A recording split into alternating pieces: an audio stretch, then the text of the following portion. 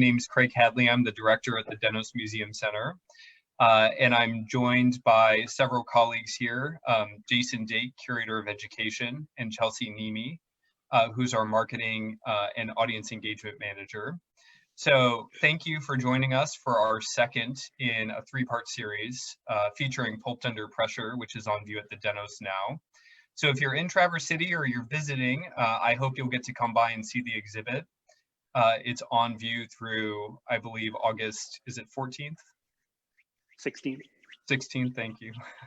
Mid-August, but hope you get a chance to come by and see the exhibit. Joining us today, we have both Reni Gower, curator for the exhibit, and then also Melissa Potter, who is one of the artists featured in the exhibit. And with that, I'm gonna hand it over to Jason, who's in the gallery today, and he will get us started. So thank you again for joining us. Yeah, thanks, Craig. And thanks for everybody who might be watching this now or watching it sometime in the near future. We are trying to do some of these types of programs to help those of you that aren't able to make it out to the museum. We are open limited hours, Tuesday, Wednesday, Thursday, 1 to 5 p.m. And so that's why you'll notice that I'm not wearing a mask, but that's because we're closed to the public right now. And so it's fairly safe for me since I'm alone in the galleries. But we do ask that you wear a mask when you do visit. And we hope to see you again Tuesday, Wednesday, or Thursday, 1 to 5 p.m. And as Craig mentioned, I'm joined today by two sort of artists and co-curators of Pulped Under Pressure. Last week, we had a more in-depth conversation with Reni Gower. She's joined us again this week to lend a hand in discussing some of the themes of the exhibition. But we're going to start first with Melissa. And first, thank you for being here, Melissa. And why don't you tell us a little bit about yourself, your background, where you're from, education, those kinds of details. Well, so Reni and I go all the way back to Virginia Commonwealth University, where I did my undergraduate work, and Reni was a professor there. So we've known each other for a long time. And she's been an incredible mentor over many, many years. I did my graduate work at Rutgers, where there was the Rutgers Center for Innovative Print and Paper, and it had a papermaking unit there. At the time, I had mostly done printmaking because I didn't really have a lot of access. I had done a lot of home-based papermaking, but it was really there that I began sort of a professional career in hand papermaking. Through making, of course, my own work, but also in collaborating with artists. And so I came to Columbia in 2008. We have what I argue is the finest papermaking studio in the country. I mean, at least for sure in an educational institution. And a huge part of my career has been turning people on to this medium. I mean, it's still a fairly unknown medium as an art form. And I would say that I consider it a kind of social engagement to bring people who don't have experience in the medium into the studio. I had spent time at the Dieudonné paper mill in New York, who also does the same thing. So I probably got my love for working in that way through Rutgers and also at Dieudonné paper mill. So when I came to teach here, I started embedding artists in the studio. And again, of course, this was all alongside making my own work, but I actually resist a lot of the delineations around work. That studio, our papermaking studio, is a hub for many things. It's a hub for students. It's a hub for me. It's a hub for my research. It's a hub for my colleagues. And so Reni was one of my esteemed colleagues. I try to bring really the best artists I can think of to come and translate their work into that medium. So Reni came, and I think she had a really great time. We, worked hard to translate what she was doing in paper cutting into pulp painting. And so I was also assisted by some really brilliant students who had come through our graduate program in hand paper making, and Christopher Flynn, who is our master printer at Anchor Graphics, now part of Center for Book, Paper, and Print, and who runs the printmaking studio at Columbia. And so that's really my background. As we mentioned, I was speaking with Craig. I've had many different artists come through that space. Reni, of course, the genesis of this show was, as she mentioned in her talk, coming to the studio and hopefully being turned on to this wonderful medium. And I've had people ranging from Laura Anderson Barbata, who's a very esteemed Mexican artist, Shernawe Hakihiwe, who is a Venezuelan Yanomami community member, whose career is international now, and the Gorilla Girls, other people like Allison Knowles. So it's been a very interesting place to work. Some of the work that's featured in the show also comes from collaborative practice in that studio. And I think the work that we'll start with is a collaborative piece, right? So let me go ahead and switch my camera around, and we'll talk a bit about these two works. Awesome. And I know there's a bit of a glare, but we'll try to do our best to give the viewers a nice great view of it. So, so these pieces were a research project with my wonderful colleague, Paul Catanese. When I first started at Columbia, he and I directed different programs. He had an MFA in new media, and I had an MFA in book and paper. And he approached me to work on a project called Handmade Media, where we were intersecting different forms of media with the hand paper making process. These are L wires embedded into handmade flax paper. The research was really around how we could embed them and amplify them at the same time in the process. Flax, which is the paper that's used in this case, is very translucent. And so it shows, it's actually a lamination of two pieces of paper that are hydrogen bonded to one another in the wet process that hold the L wire in place between it, like a sandwich. And not every paper would work for that. Cotton paper, for instance, is totally opaque. So we experimented with translucent fibers. Flax and hemp are both fibers that can be made translucent, to see how we could capture this L wire material as an artistic form in between the lamination of paper. These pieces were featured in an exhibition in Texas called Luminaria, which is an exhibition that features light-based works. My inspiration for the design on them was from work that I had been doing in the Republic of Georgia with women's felt cooperatives. And these images they tend to be fairly universal, but these are images that are found regularly in felt-based and textile-based work of women in the hand felting and weaving methodologies. Fiber also extends to hand paper making. So I was really intrigued with the idea of taking what were usually in woven rug-based works and translating them into another fiber. Flax, of course, also being used, flax and hemp also being used as the warp material a lot of times for weaving practice. So these images come from a whole language. I did a lot of research and study on that while we were in Republic of Georgia with artisans and ethnographers who helped me understand that a lot of these images come from very early pre-Christian cults. And their purpose is kind of twofold. One is to tell the stories of their families. So these different symbologies will sometimes represent a family unit. But also as protective devices for the family. So this one that we're looking at right now, which has a very sort of American quilt style to it, is a variation on the spinning wheel.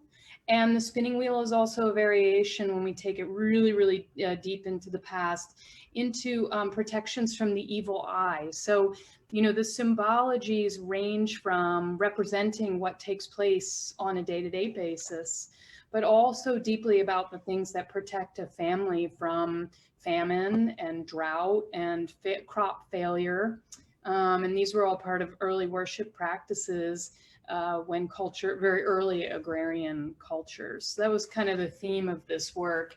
There's something about these very simplified images that have held my interest for a very long time, and I continue on with exploring these practices.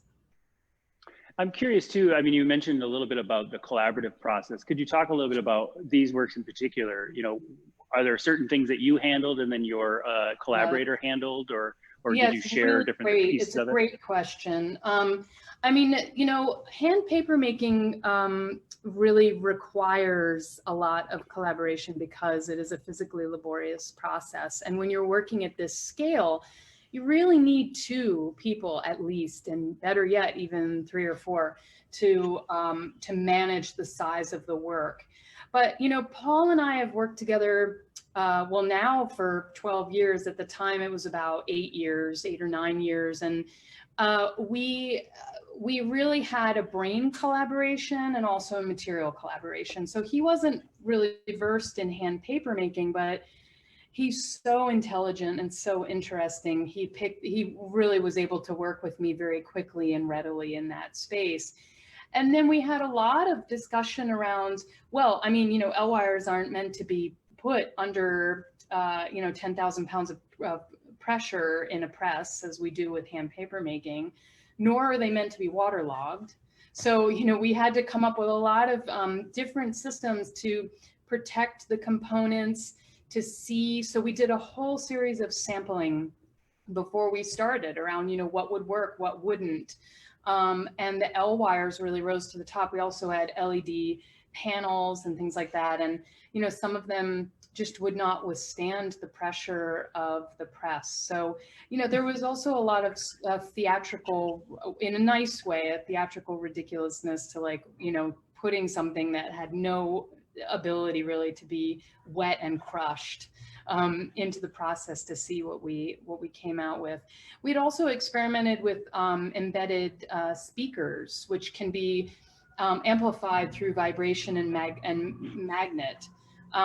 They worked less well. The L wires really were, they were the thing that we sort of came across that was a lot of fun and worked really well. But we also felt like, you know, being the directors of our 2 graduate programs, that it was really important to sort of cross-pollinate our practices, because all of that would ultimately go into the graduate programs and people would learn from those practices. I have a saying, which Reni's heard 1,000 times, that I believe collaboration does the work of 10 when it works well. When you have a good collaborator, you can really amplify work. I could never have done this work by myself. And so, you know, that discovery process is very much thanks to the collaborative process in paper and in new media in this case too. Sure. Yeah, thank you for that. I know in education and in museums, you know, we're constantly talking about STEM and STEAM, you know, science, technology, engineering, arts, and math. And I think this one particular project, it really encapsulates the importance of those kinds of interconnections. So it's great to hear those kind of step-by-step processes. What we're going to do next is I'm going to take a quick tour of the galleries on camera here. And I thought while I do that, I thought maybe Reni and Melissa, you could speak to each other briefly about, you know, what were the early stages of this exhibition? Where did it come about? What was the conversation like? How did you pick the artists? That kind of thing. And then I'll pause when I get to my next stop point. Well, I mean, I'll start and then Reni can too. Oh, I love the way you installed Jillian Bruschera's work. I love the way that work is modular. You know, the time that Reni came, the studio was really dynamic at that moment. I mean, there was really a lot of life coming through there. A lot of truly incredible artists and makers were embedded in the studio at that time. So I think it was, you know, in some ways pretty easy to select this wide array of works. What do you think, Reni? Well, I mean, I was invited in the context of another exhibition that I had organized, and you are actually on sabbatical. And so Julia Goodman, whose work you just scrolled across, the white pieces, and then the book we looked at last week, she was your replacement, I think, right? And Marilyn was replacing you in the gallery, and Maggie and Trisha were my expert helpers in the shop. And then you were floating in and out, even though you should have been off doing something else. But anyway, it was just such a great experience. And, you know, I met all these people through you and through the center. And when I got home and actually got to see what I had produced, because I didn't really see the end product until you shipped it to me. It was pretty exciting, exhilarating. I'm like, wow. And so then we started talking about, well, actually, I proposed a show to a venue just of the work I had produced. And she goes, well, I really like it, but we really want a book show. And I said, well, can I create that show for you? And she said, yes. So that's when I reached out to you, Melissa, and said, let's do this. Would you do this? And how would you see doing it? And this is what resulted from that. And, you know, it's just been a tremendous collaboration. I think that's your middle name, Mel. And I think it is, but you know, Reni, I think the other thing too is your knowledge of the medium made it possible to curate in a way that, I mean, it's one thing to curate an exhibition, and it's another to really curate it with an understanding of how the works operate together and are dynamic. And I think that my experience curating this with anybody else would have been completely different. I mean, it also comes from your, you know, really long relationship to curatorial practice too. So, you know, I learned a lot from, I mean, I continue to learn a lot about how these works should engage with each other, because of course that's all part of the alchemy of making a show have meaning and really do something. So I've really enjoyed that process too. So did I. And it does have a lot of meaning, and it is pretty diverse, but I think it really does resonate and have conversations between works. And every time it gets installed, like Jason, how you installed this piece, Seeds in Service, you know, made me see it in a completely fresh way as well. So that's what's always so great, to travel it from venue to venue and, you know, have new relationships revealed through the installations. Yeah, sometimes it becomes a practical situation, right? Because we have certain size pedestals and we just have to make things work the way they work. So we're glad that you're happy with this install, and glad that it was able to give you some different perspectives. Melissa, could you talk a bit about this work? And obviously it's another collaborative piece, and I know there's a lot of background here, but we'll talk about this one in particular, and then I can move to some of the other ones as we need to. So this project represents the work of Maggie Puckett and myself in a project called Seeds in Service. Seeds in Service was founded in late 2014. The school, Columbia College Chicago, had launched a papermaker's garden, and it was the brain trust of a couple of our graduate students, Alex Borgen and Jillian Bruschera, along with a team of people who had made it happen.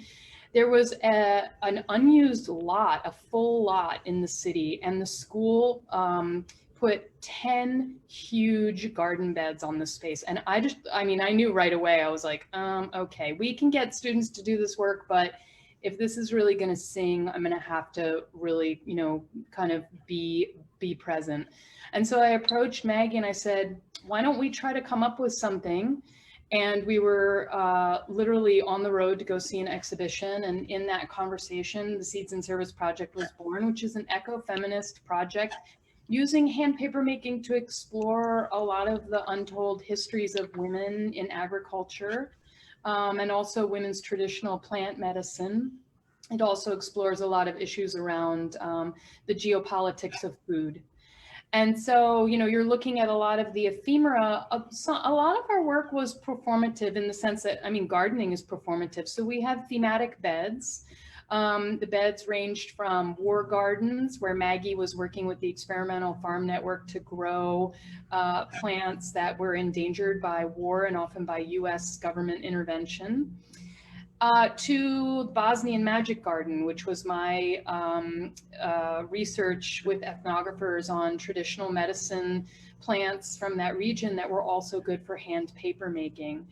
You're looking also here at Maggie's drawings from the Zapatista garden. We hosted seeds from the Zapatista community, who have corn diversity that we can't even dream of in this country anymore. And so that was a really fun and interesting project. as well as a project that stemmed from my research on the wage maps by the Jane Addams Hull House, a project called Food, Sex, and Death, which was exploring the South Loop community as it was back in the at the turn of the century, and the site of the papermaker's garden, which was actually a brothel. And we explored these invisible histories of the community and really looked at what it meant to be growing where we were now and resuscitating some of these histories.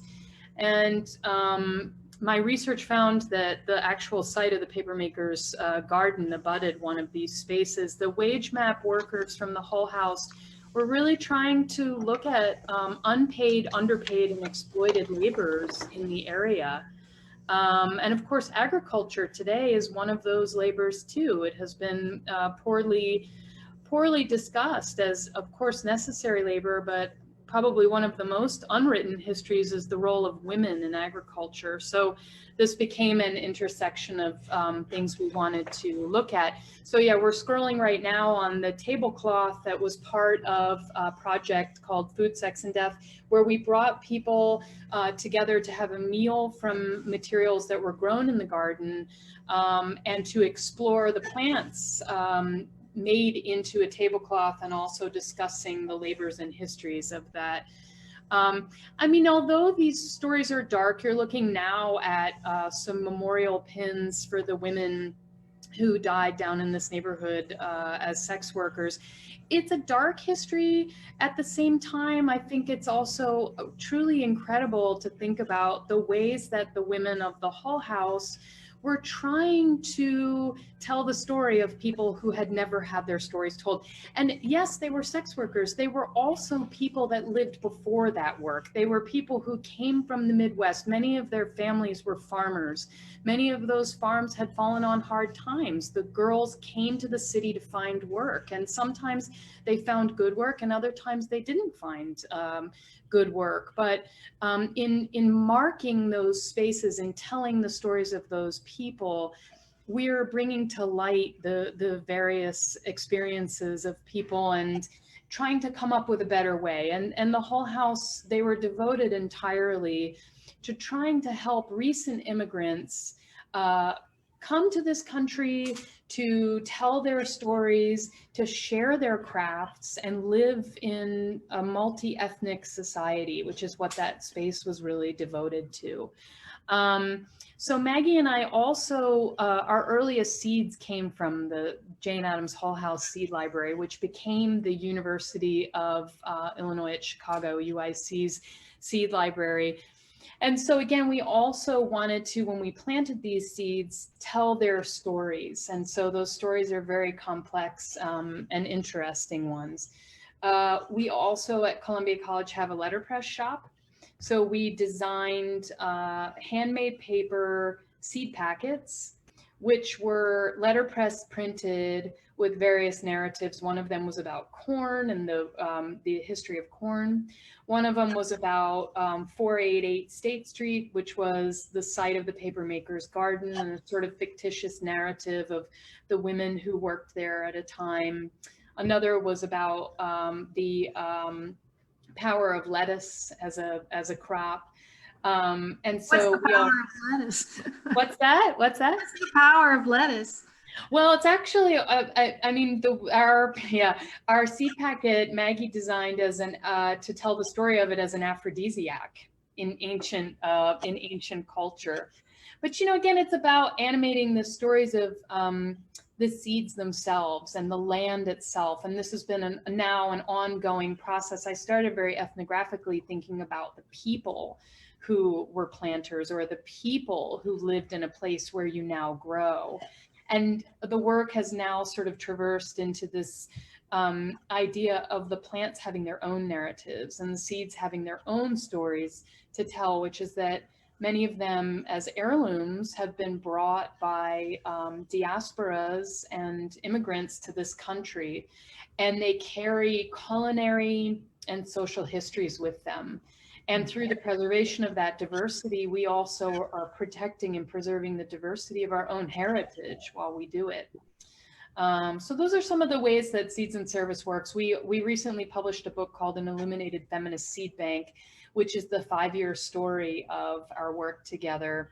It was a beautiful way to work with Maggie, very celebratory way to work with Maggie. And the reason I have this background is last year, the book was acquired as part of the permanent collection of the Global Seed Vault in Svalbard, Norway. They've started an art collection there. And so the book now lives in a mountain in Svalbard, Norway, which hopefully will stay cool enough to keep all those millions of seeds safe.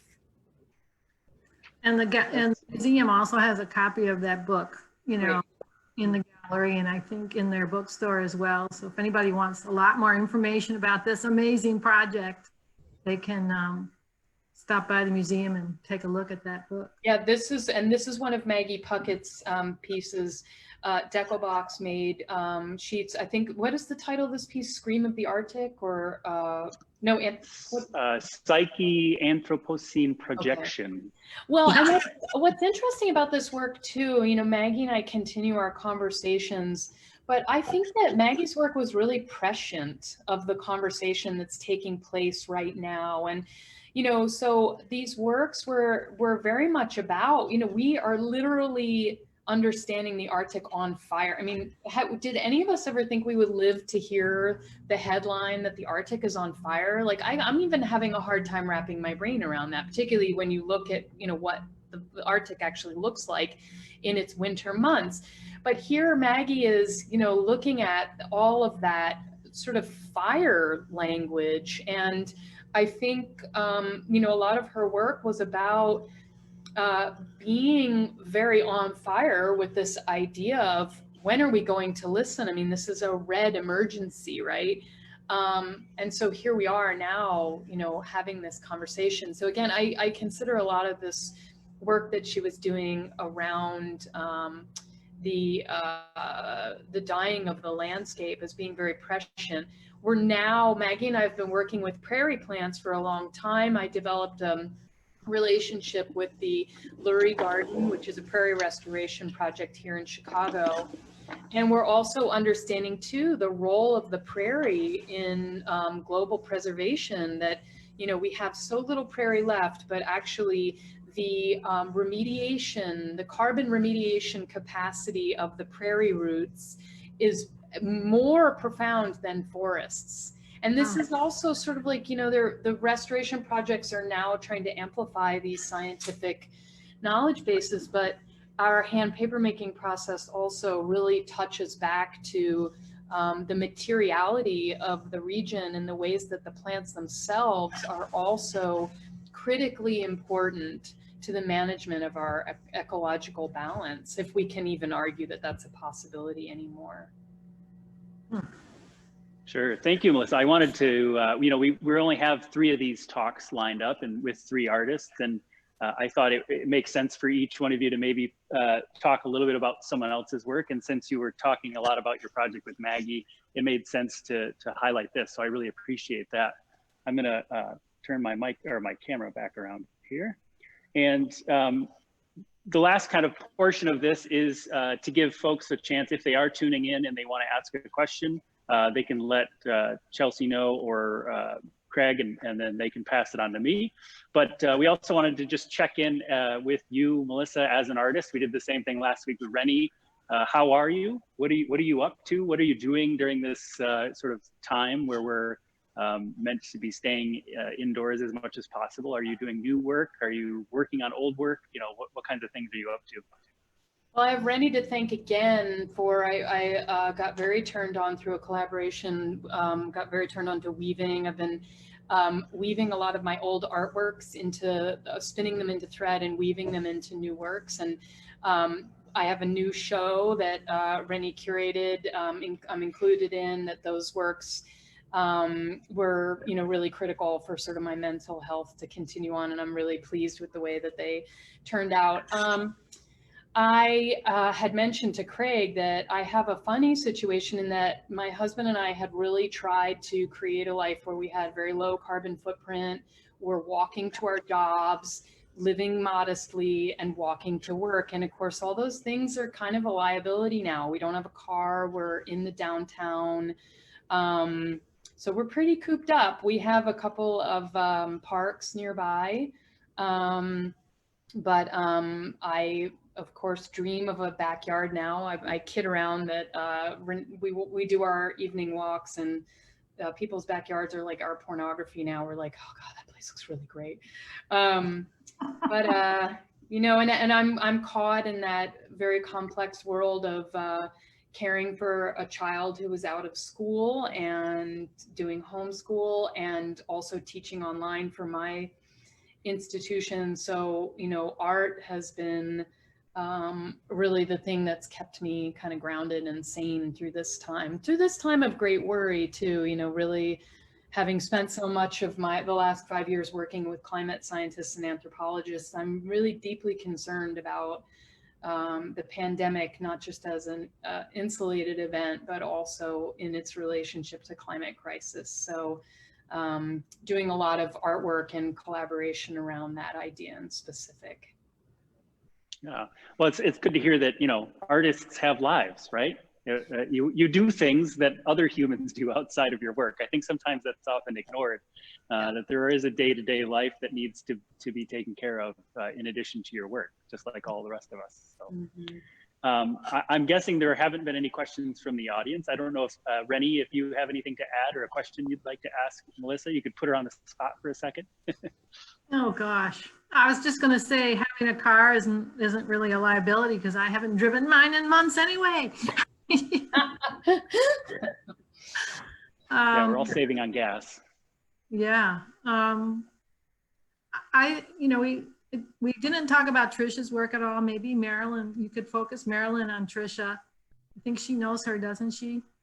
Yeah, she does. And Trisha was one of my graduate students, very brilliant person. I think in some ways similar to the Seeds and Service project, you know, looking at the ways that hand paper making could amplify a personal history. But the Philippines is a very important biosphere, and it's a very important place for hand paper making history. And Trisha is Filipina. So, you know, this idea of intersecting her work, and similarly, she had done a lot of research at the Field Museum to go deep into she and I were, I was invited and I took her to do research in the depot in the 10,000 Cuentos Filipino collection. So, you know, she's really been farming that for a long time, and also similarly looking at the ways that these ancient symbols tell the stories of diasporas and people from all over the world. And do you want to just add just a brief shout out to Jillian's work? Oh, Jillian. Is Jillian going to be discussed? I hope she will be covered as well. But so Jillian and I mean, you know, all of these people I have really robust, amazing relationships with. Jillian is an incredible artist. She graduated from our program as well. She developed a program called Mobile Mill, and the year after graduation, she spent a year on the road teaching hand paper making, and she devised something called the Papermakers Pack, which I took with her to Bosnia to do a project, and those packs are for sale. They are a contained briefcase hand papermaking studio. They're absolutely wonderful. I've gone back to it as part of my work now that I don't have access to my real studio at school.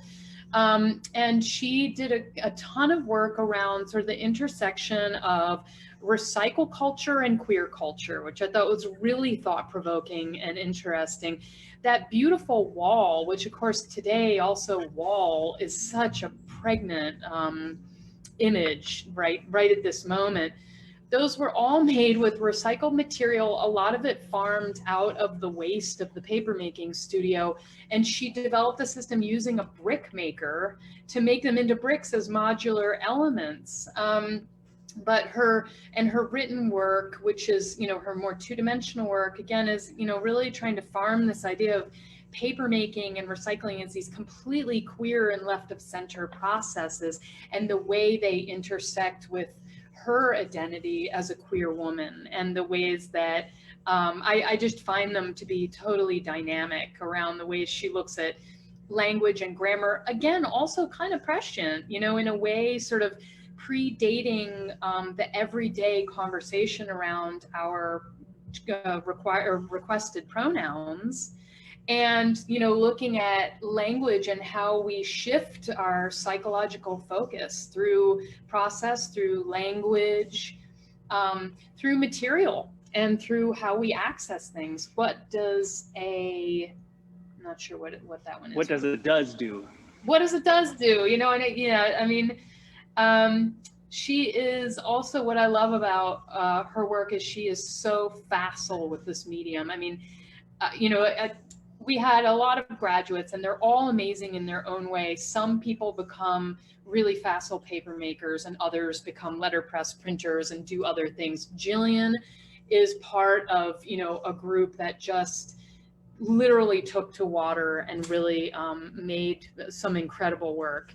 It looks like there's a question from Facebook. Oh my gosh, so exciting, Reni. There's a question.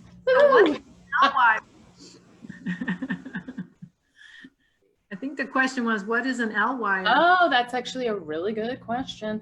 L-wire is actually EL wire. It's electroluminescent wire, and it's run on a battery pack, and that electroluminescence is either battery powered or charged to the wall electrically to run. And I think those sort of like rave bracelets are built on the same model, but they're very, very temporary.